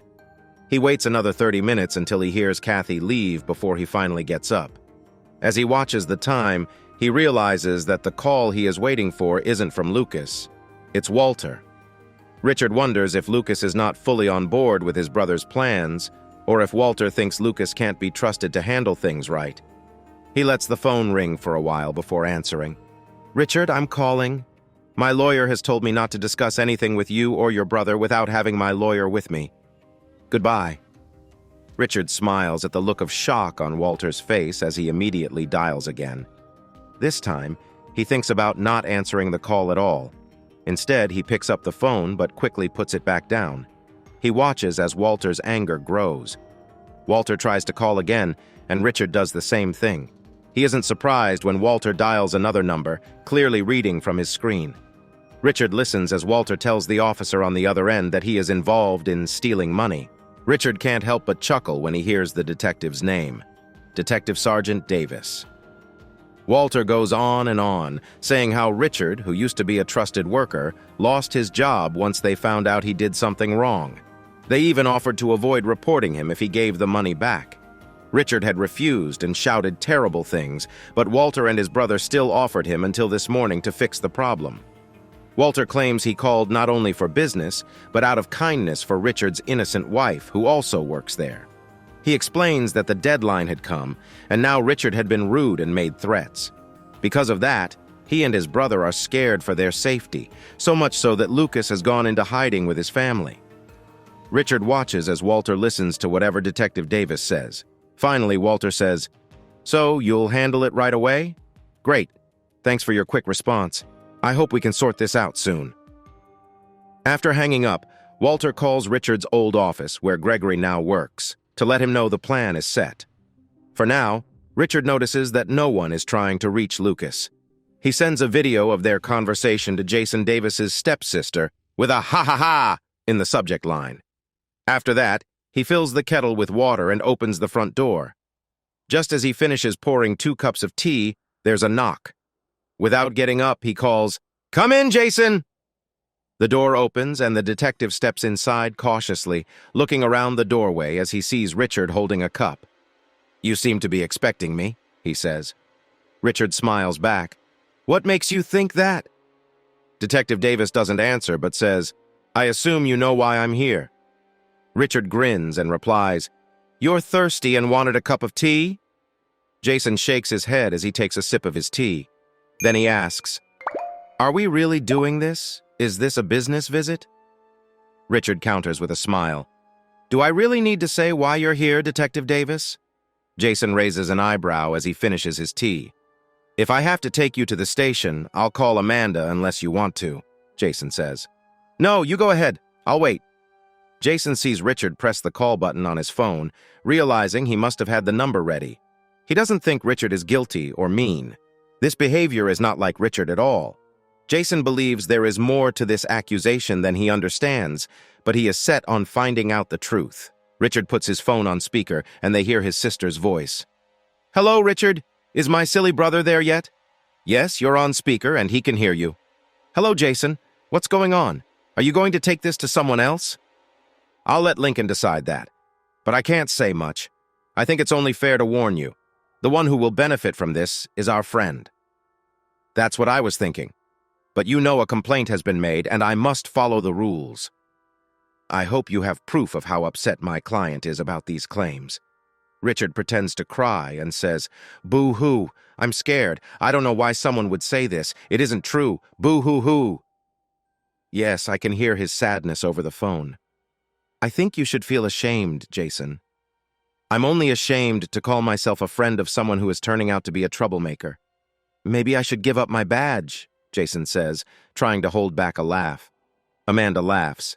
The only badges you have are from sending in labels from jam jars. Richard joins in the laughter. It's been too long since I've seen both of you joking like this. I know we can't hang out until this is all sorted, but when it is, let's go out for a drink together. Why do I get the feeling you want to file a complaint? Jason asks. Now, Jason. Let's not rush, Amanda interrupts. Richard, I won't be able to make it to the station until just after 5 tonight. Can I trust you to keep quiet until I get there? I don't know. Is the food as bad as I hear? Jason asks. Worse, Richard replies. Maybe we should stop for a bacon sandwich on the way. Sounds good. You're buying? Jason teases. Come on, you don't ask for much, do you? Just a bacon sandwich, Richard jokes. And a Coke. You can treat me to dinner later after I deal with whatever problems DCI Lincoln brings. Amanda adds, I can't afford to eat where you do since I'm just a low-ranking officer. Sorry, but I can't possibly pay. That could look bad. Richard, you know she's always like this. She has to get her way. Only when I'm right, Amanda replies. But I'll be nice. You can take me to that Indian place across the marketplace. Yeah, that works, Jason agrees. See you around 5, Richard said. Can I talk to Jason alone for a moment, please? Yeah, I'll go freshen up, Jason replied. Just be quiet when you're done. Jason nodded as Richard walked away to wash his hands. It was close to 6 o'clock when Amanda Miller arrived at the Emsworth police station. She felt upset to learn that her client hadn't refused an interview until she got there. However, she couldn't help but find some humor in watching Di Caldwell, who was clearly frustrated. Di told Amanda to help get her client under control. For the first hour, Amanda spoke with Richard. They both agreed that Lucas was a problem. She mentioned that Jason had taken statements from Walter and Gregory. Their answers were so alike that Jason suspected they might have talked to each other about it. Another concern for D.C. Davis was that Lucas Clark had been out of reach all day, even though Jason had tried to speak with him. Just as Richard began to share something funny, there was a knock on the door. A constable handed Amanda copies of the statements from Walter and Gregory. They each took one and read through them. When they finished, they swapped the papers to read the others' statements. They both laughed at how similar the statements were, almost word for word. There was no way any fair review could miss the signs of collusion. With Richard not admitting to any wrongdoing and the similarity of the statements, Amanda felt she had what she needed. Less than an hour and a quarter after she arrived, she arranged for Richard's release. As soon as he signed his release form, he noticed Di Caldwell looking pleased with herself. She handed him an official document and said, Here's a warrant to search your home and take any devices used for communication and storage, like notebooks, laptops, and personal computers for investigation. Richard smiled and asked, Does that include my wife's things? If you have access to them, yes. Oh, I use them all the time. Laptop, phone, we share everything, he said with a wink. In that case, yes, she replied, not hiding her sarcasm. Richard responded, Oh dear, I'm so scared. Then he added with a grin, At least that means you can give me a ride home. Now it was her turn to smile as she said, Not really. If your wife is home, I can give the warrant to her. If not, I can wait until one of you gets back. Her smile turned to a pleased expression as she said, See you when you get home. You can be quite tricky at times, Richard. I'll give you a ride. It's a good chance for us to catch up, Amanda offered. Don't do it, Richard. It's cheaper to take a taxi, Jason interjected. Now, Jason, I'm not one of your girlfriends. I don't always charge for a ride, Amanda teased, making Richard and a stout officer laugh from the doorway. With a smirk, Jason said, You can be quite sassy sometimes. And that's why you like me, Amanda replied. I'm sorry, but we'll have to delay our dinner date. That's fine. It'll give me time to save up so I can treat you to a nice meal. Oh, Jason, and you called her a name? Richard laughs and adds, Let's just get this over with. I could really use a good cup of tea. I've been drinking the stuff they serve here all day, and it isn't great. When Amanda pulls up outside Richard's house, they both chuckle at the angry look on Cathy's face as she yells at a police officer carrying her laptop to a van. As soon as Richard steps out of the car, Cathy turns her anger toward him. "This is all your fault. You messed things up. If it wasn't enough to ruin our marriage with someone else, now you're taking things from the workers. Is this your new friend? Looks like a disaster." "Wow, she really has a way with words," Amanda comments, amused. "Yeah," Richard agrees with a grin, adding, "Oh, you mean she isn't swearing all that much? I think she's hanging out with the wrong crowd. Are you happy with what you're doing? Our home is falling apart because of this." Cathy holds up a clear plastic bag in front of Richard. "What do you think I will find when I check this?" he asks calmly. "I believe since it's a key, you'll either be locking or unlocking something. Have you checked my wife for any secrets? We both know it's a key to a bank safe deposit box. By tomorrow morning, we will find out which bank and get permission to open it. Want to tell me what we'll find? I'd love to, but I can't see into the future. Maybe give me a hint? Probably the money you've stolen or a list of where you hid it. Well, honestly, I thought you'd have learned by now that believing something without proof doesn't mean anything. What did you call me? Detective? Why are you looking at me like that? I'll see you in the morning. I'm not with my wife right now, so there's plenty of room in my bed if you want to stay." Cathy turns and walks quickly to her car, leaving behind a smiling lawyer and her client, along with a frustrated and puzzled wife. "You haven't changed, Richard. Not at all." He looks at his wife and responds, "Amanda? No, it's too bad not everyone can say the same. It sounds like I'll be seeing you again in the morning. I'll ask Jason to make sure they check the security cameras." "They won't find anything of me. I don't think I've been to a bank since I opened my account, and that branch has been closed for 10 years. A worried Cathy runs back into the house. Did they take her phone? Amanda wonders. I really hope so. Richard smiles as they wish each other good night and go their separate ways. As soon as he steps inside, Cathy starts shouting. "They took everything, even my phone. You have yours? That's nice, but I'll just use the house phone. That won't help much. I don't know anyone's number. Well, as they say, life can be tough, and sometimes you end up with trouble. Forget it. No thanks." "What? Because I don't have anyone close, it feels like you've changed too much. Bye for now. I'm going to the pub." Richard walks along the sidewalk, smiling because he got the police to stop his wife from easily contacting her friends. He remembers he still has his phone. He must have missed it when he got home. He had turned it off when he had to hand it over earlier and didn't turn it back on. He switches it on now and sees it's after 10. Too late to order food at the pub. He shrugs and heads back home. As he walks in the door, he hears her say, "I have to go." He curses himself for forgetting to bring his phone. He could have recorded her conversation. Ignoring Cathy, he heads to the kitchen to find something to eat while waiting for her to be unhappy. It doesn't take long. Cathy starts yelling at him while he looks through the fridge and finds nothing he wants. He then checks the freezer and decides on sausages and chips while she continues her rant. He turns on the fryer and puts in some chips and 3 of his homemade sausages. Normally, he'd cook them separately, but tonight he's doing it all at once. This will only give her more reasons to complain. Finally, she yells, "Are you listening to me?" He waits a moment to make sure she's done. He replies, "Sorry, did you say something?" This just makes her angrier. He pays her no mind as he drops the chips into the hot oil when it's ready. He butters 2 slices of bread, noticing that Cathy is starting to calm down. She stops shouting and seems to expect him to respond to the many things she just said. He looks at her and says calmly, "We both know who is to blame for what happened tonight. The only thing I'm not sure about is whether I know more than you do." His words seem to bother her.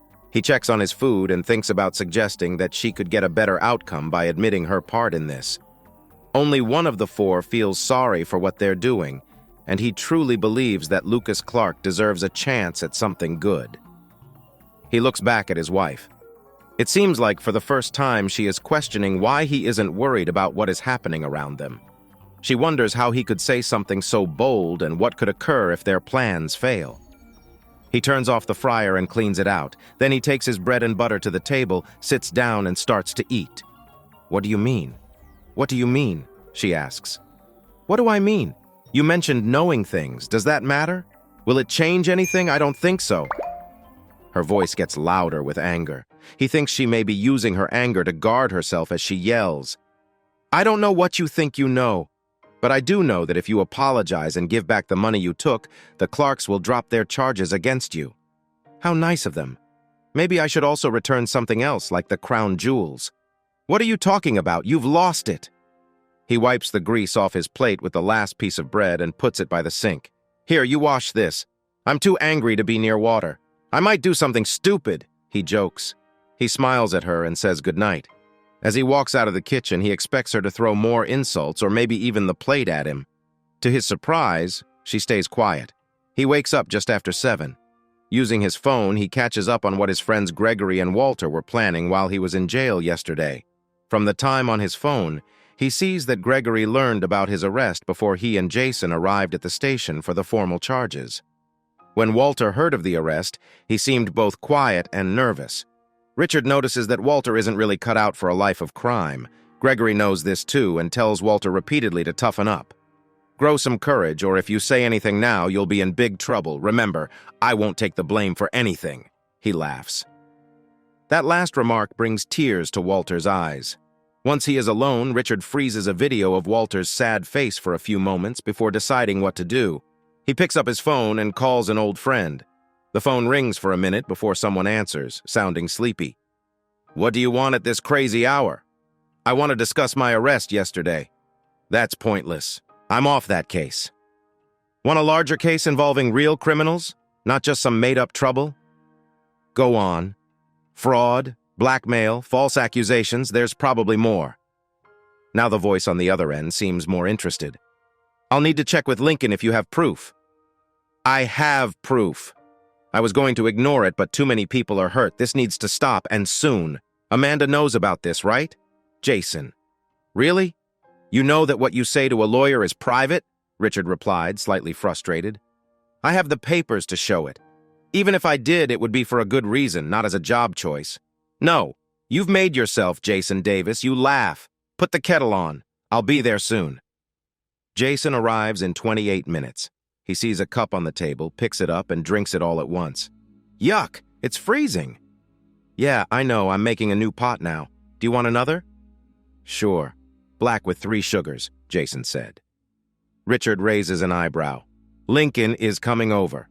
He wants to make sure I'm being honest with you. Richard pours himself and Jason another cup. Just then, there's a loud knock at the front door. Richard opens it. Jason, black tea with 3 sugars. A tall, uniformed man following Jason walks into the kitchen. Richard offers him tea as he introduces himself. Good morning, Mr. Brandon. I'm Detective Chief Inspector Lincoln. Jason tells me you have some information for us. Thanks for the tea. I want to make this clear. I won't have my officers caught up in petty arguments. If that's the case, I'll drink my tea and leave. Richard opens his mouth to speak, but DCI Lincoln continues. However, Jason trusts you, and you say you have proof. So show me what you've got. Richard shares a quick summary of what's happened. His wife's affair, the blackmail from the brothers, and the plot against him. He shows Lincoln a few important clips that match his story. Lincoln asks, Is this on your computer? The video is on the cloud. You'll need a computer to access it and copy the files. I also have a list of dates and times for conversations that will help your officers a lot. He writes on a paper from a notebook. Here's the web address, username and password for the video. This is where you can find my record of important dates and times. There might be more details I missed. Mr. Brandon, I'd like you to come to the station and give a statement. Jason, can you get a few officers to pick up these 5 people? I don't know who the accountant is. I think we do. Right, Jason Baker? Yes. I'll send officers for the brothers and Mrs. Brandon. I'll fetch the other 2 myself. Make sure you bring an officer with you. Yes, sir. Cathy smiles at the friendly officer as she walks up to her desk. Good morning. How can I help you? She asks. Good morning. I am looking for Mrs. Cathy Brandon. That's me. Cathy's hand goes to her mouth in surprise. Oh no. Is someone in my family hurt? Mrs. Brandon, I need you to come with me to the police station. If you do not go with me willingly, I will have to arrest you. What? Why? I haven't done anything wrong. Her voice gets stronger, and her neck turns red with anger. The officer takes out a pair of handcuffs and says, Cathy Brandon, I am arresting you on suspicion of several crimes, including fraud, stealing money, and threatening behavior. You do not have to say anything, but if you do not mention something important when we ask, it might hurt your defense in court. Cathy's anger fades as fear spreads across her face. She feels stunned and hardly notices when the officer puts the handcuffs on her wrists smoothly. She does not fight back as the officer gently guides her up from her seat. Like a puppet, Cathy is led outside and placed in the back of a police car. The officer walks around to the front when Cathy hears a man shouting. She turns her head and sees a man being forced toward another police car by two strong officers. Another officer talks to a colleague. Neither of the clerks are here. I think Jason is checking their homes. If they aren't there, we'll follow up after we take this one in. That sounds good. Hang on. I'll open the door for Cedric and Frederick, the officer says as she walks to the other police car and opens the door for the two officers to push the struggling man inside. Thanks. See you back at the station, boys, she calls out as the other officer climbs in. Cathy is unaware of this exchange, just like she has been unaware of everything happening around her since her arrest. Sitting slumped in the back of the police car, she barely notices when the vehicle starts moving. Do you know where we can find either of the Clark brothers? The officer asks. Cathy hears the words, but they don't make sense to her right now. Mrs. Brandon, the officer, PC Nancy Ross, says loudly, trying to get her attention. We need to contact your bosses. Do you know where they are? Cathy jolts at the sound of her name. Slowly, the words start to make sense, and she remembers that she had been thinking about where the two men were just before this officer arrived. No, I haven't talked to them today, she replies quietly, her voice almost a whisper. Speak up, Mrs. Brandon, I can't hear you, the officer urges. No, I haven't heard from them, and no, I don't know where they are, she yells. Why am I here? Where are you taking me? The other officer, Maria Garcia, speaks. Mrs. Brandon, as I told you in your office, you are under arrest and we are taking you to the police station for questioning. You can't do that. I have done nothing wrong. Then you should make sure to say that when you give your statement, Mrs. Brandon. But I doubt that will help you much in court. Court? No, I can't go to court. I haven't done anything. She has to wait. Because Gregory is resisting, he is taken into custody first and then put in a cell before she goes through the same steps. It is only when she is alone, listening to Gregory shout about wanting his lawyer and how he plans to sue everyone in this awful place, that she begins to understand that she is under arrest and in a police cell. She thinks it must be some silly mistake and that it will be fixed once they tell Richard. The thought of him hits her hard as she realizes her unfaithfulness has probably made sure that knight in shining armor won't be coming to help her. She tries to remember what that woman had said about why she was arrested. A loud noise and the rattle of the cell door break her thoughts. The woman stands in the doorway. She looks at her and says, "Come with me." The woman insists. Cathy walks in front of her and the woman tells her to go left or right as they walk up some stairs past an open office with several desks to another empty room. The room is empty except for a desk and 3 chairs. Take a seat, Miss Brandon, on the far side of the desk. Cathy does as she's told. When she sits down, Officer Lane sits in front of her. Mrs. Brandon, you are under arrest on suspicion of crimes including fraud, embezzlement, coercion, threatening behavior, and conspiracy to commit those crimes. You do not have to say anything, but it could harm your defense if you do not mention something you plan to use in court. You have the right to a lawyer if you choose. If you cannot afford a lawyer, one will be provided for you. Do you understand what I have just said? Yes. Well, I mean, yes, I understand what you said. I just don't know what you mean. I haven't done any of those things. I think you should talk to a lawyer before you talk to me. Should I check if the duty lawyer is free to see you now? Or maybe I could call one for you to choose. Yes. What's her name? Oh, she's a sister of one of your officers. Is it Fox? If you mean Amanda Miller, then I'm afraid she is not available to you. Why? Why not? I can only say it would be a conflict of interest. Maybe I should get the duty lawyer for you. Yes, that's fine. Officer Lane leaves the room and comes back shortly with a man. She introduces him as Mr. Denton, the lawyer, and then leaves the room. He shakes Cathy's hand and holds on to it for a moment. She starts to explain that she doesn't belong there. She hasn't done anything wrong. This must be a big mistake. He asks if she can let him read the charges and the evidence that the police have.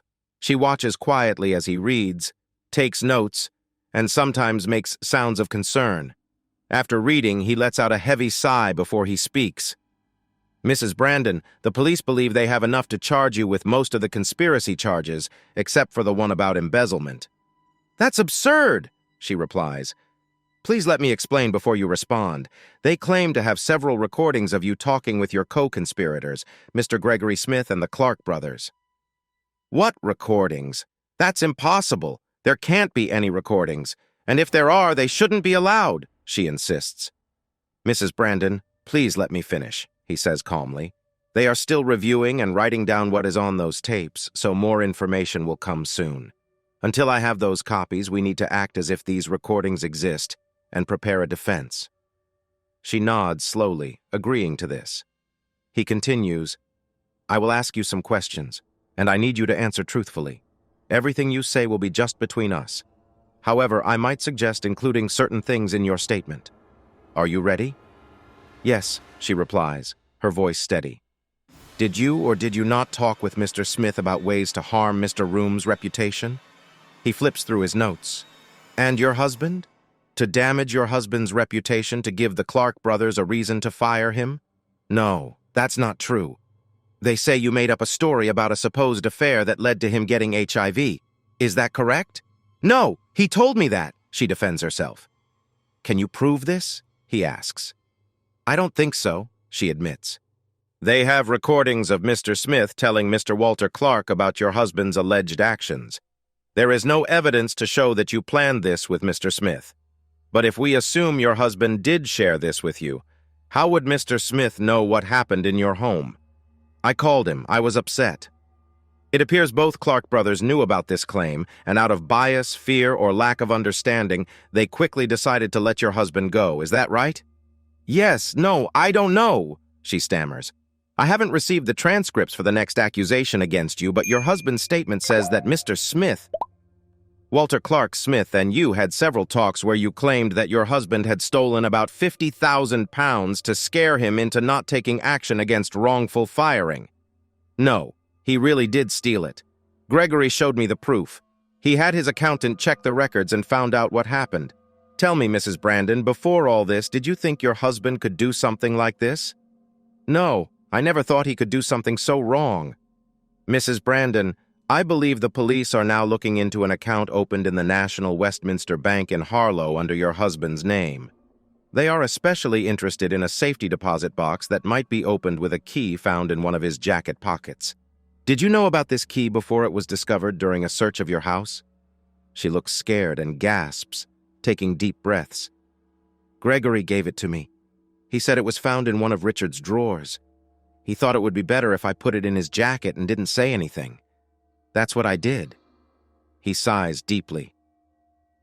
Mrs. Brandon, if you believe in a higher power, I would advise you to start praying that it is shown your husband opened that account and accessed the money.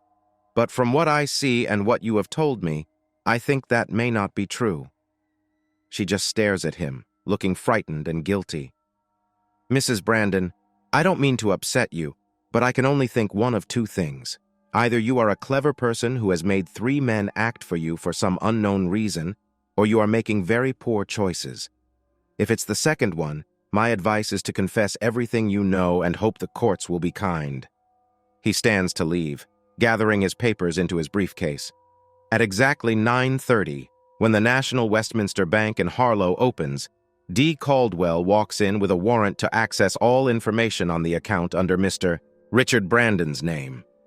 The warrant allows her to check the safety deposit box and includes a request to view any recordings of the person who opened the account, any access to the box, and related activities. Instead of the expected £50,000, she finds £45,000.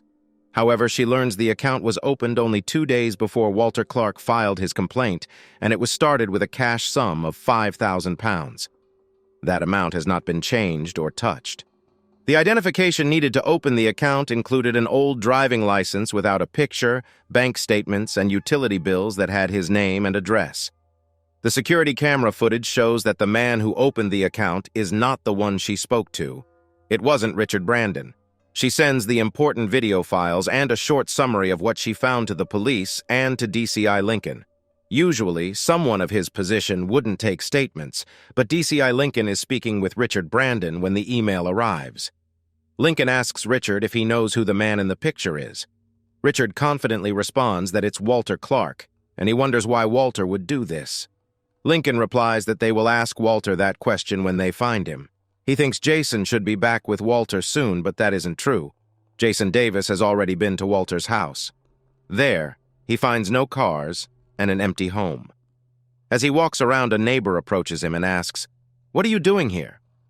After Jason introduces himself, the neighbor tells him that Walter and his family are on vacation for a week or two. The neighbor gives Jason his card with his number on it, asking him to inform Jason when he knows where Walter is or when he comes back.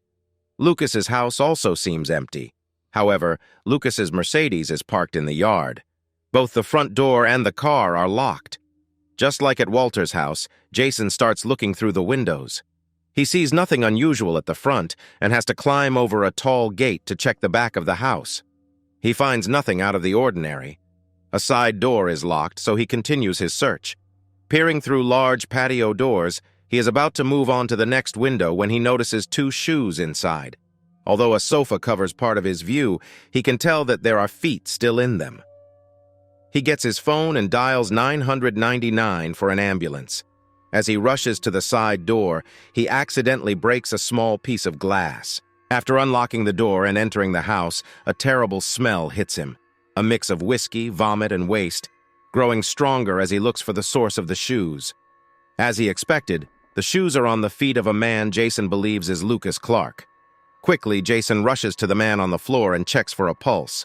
He feels relieved to find a slow but steady heartbeat. He sees that the man has vomited and lost control of himself. Nearby, he spots a strangely shaped bottle labeled Old Pulteney with a big 17 on it. Jason rolls the man into a recovery position. Hearing the siren of the ambulance approaching, he goes and opens the front door. The paramedics are quick, and less than 2 minutes after arriving, they leave with their patient. After everyone has left, Jason looks around the room. He sees 3 envelopes on the side. One is for his dear wife and children, another is for the police, and the last one is for Richard Brandon. He calls the police station and asks to speak to DCI Lincoln, sharing what he found, all while wearing gloves. He opens the patio doors to let some fresh air in as he waits for the crime scene officer. It seems the only crime here is an attempted suicide, so he steps outside until the van arrives. He talks to the officers, updates them on the situation, and lets them get to work. Taking the 3 envelopes and some sealed evidence back to the station, he opens the one meant for the police. Inside are 3 typewritten sheets of paper. The pages explain everything that he, his brother, and Gregory have done. He realizes that their early game of temptation started when his brother was blackmailed for getting involved with a girl who was underage, Cathy. Pressure from Gregory and Walter pushed things so that Gregory could take back control of Plant 2. They tried to push Richard out using blackmail and an unexpected help from an infatuated Cathy. The growing actions against Richard and Cathy's deepening role made Lucas decide to help Richard, even if it meant going against his own brother. In trying to lessen Walter's guilt, he hired a private investigator to find out why Walter was being blackmailed. He received the report just as the police searched Richard's house. The investigator discovered that the girl was actually well over the age of consent and was a paid escort hired to seduce Walter and take pictures of him in a bad situation. Lucas suspects that there might be a video of a false confession, possibly from that same girl, claiming something inappropriate between her and Richard. He notes how Gregory hired Ronald Baker, an accountant who helped him hide most of his money from the tax people and his creditors when he filed for bankruptcy to cover up Richard's alleged theft. He ends the letter with a plea for leniency for both his brother and Cathy, giving an address where they can be found. Inside the first envelope, he finds a second one with the private investigator's report. Then he opens Richard's letter, which starts, "My dear Richard." He writes that he does not expect forgiveness for everything he has done that affected Richard's life. He includes a note to the authorities to ensure the investigation into the false theft and embezzlement charges against Richard will be dropped. He admits that he has taken his own life and that it is not just his shame that led him to this decision, but also his cowardice. He cannot face Richard or the others. I have let you down and cannot face the time I deserve for my bad choices. I am leaving you my part of the company, even though I cannot rightfully ask for anything. I ask that my family does not suffer money issues after I am gone. We both know that the worst thing I did to you was play that foolish game. My brother and I agreed to play, and it let that terrible person, Gregory, get close to your wonderful wife. All the trouble that followed is because of it. I could say I was partly forced because of his threats, but that wouldn't be true. Yes, he put pressure on Walter, but it did not change anything in the end. I have just learned that the girl he was with was not underage, as Gregory said. She is 19, which is well above the legal age. I would be lying if I said I didn't enjoy the game we played with him at first. But like my brother, I fell for Gregory's smooth talk, and we both betrayed everyone. I ask you to try to forgive your wife and my brother, even though I know it will be hard. I also ask one more thing. Let the law handle Gregory. Do not seek revenge against him yourself. With me gone and my brother and probably Cathy going to jail, I beg you not to join them. Someone must run what is now Brandon and Clark, and I can think of no one more capable than you. You are the only one I trust. I can feel the effects of the pills taking hold. So I will say goodbye, my friend. For the first time in my life, I wish there were a place where I could pay for the wrongs I've done to you. This note is signed in Lucas's distinct way. Attached to the back is a signed paper that gives 52% of the company to Richard. The other 48% is split equally between Walter and the wives of both brothers. Richard is filled with disbelief and anger, and unlike him, he expresses his feelings about the absent Lucas Clark. You dirty trickster. You played games with my life and now you think you can buy my forgiveness? Calm down, man, Jason Davis says, placing a comforting hand on Richard's shoulder. Think this through. He's ruined my life and now he wants me to fix the mess he caused, Richard replies. He knows I feel responsible because there are around 60 people counting on me. He knows if he hadn't given me his shares, I could sue him and either bankrupt his company or take everything he has. No! Forget him forever! Richard shouts. Davis and Lincoln exchange looks of understanding, knowing Richard is right. The phone rings, breaking the tension. Lincoln answers, listens, then puts the phone down. Clark's going to make it, he announces. An uneasy silence fills the office again. Good, Richard says. Richard spoke with anger. I hope he gets a life sentence and suffers every single day. I'll make sure someone stays with him until he's better, and then he will be taken back to jail. Richard and D.C. Davis nodded in agreement. DCI Lincoln then said, Davis, go get that guy from the cells so we can talk to him. Mr. Brandon, I'm sorry for the trouble and disrespect you've faced because of my team. It's clear you are free to go. Do you need a ride home? Lincoln continued. Yeah, I'll clean up and then go to Clark's to see what mess those people have made. Lincoln looked uncomfortable and asked, Do you want to speak to your wife before you leave? No, Richard replied sharply. I don't think I will ever want to talk to her again. The three of them left the room. D.C. Davis called over a police officer and told her to take Richard home. Once Richard got home and was alone, he should have felt a sense of calm that he was no longer facing charges, but instead, knowing he had won this battle only reminded him of the bigger loss ahead. He made himself a pot of tea, poured a cup, and sat down at the table. He had completely forgotten about going to his factory now. His mind was only on the cup in front of him. He hadn't checked the time all morning, only realizing it when DCI Lincoln spoke during his interview at 1:05 p.m. Richard received a text but didn't pay attention to it, not even checking who it was from. Then his phone started ringing, going to voicemail 3 times before he looked at his phone and saw it was Tim. Still, he didn't answer. When someone knocked on the door at 2:20 p.m., he ignored it. Richard, I know you're in there. Open this door right now or I'll kick it in, a voice shouted.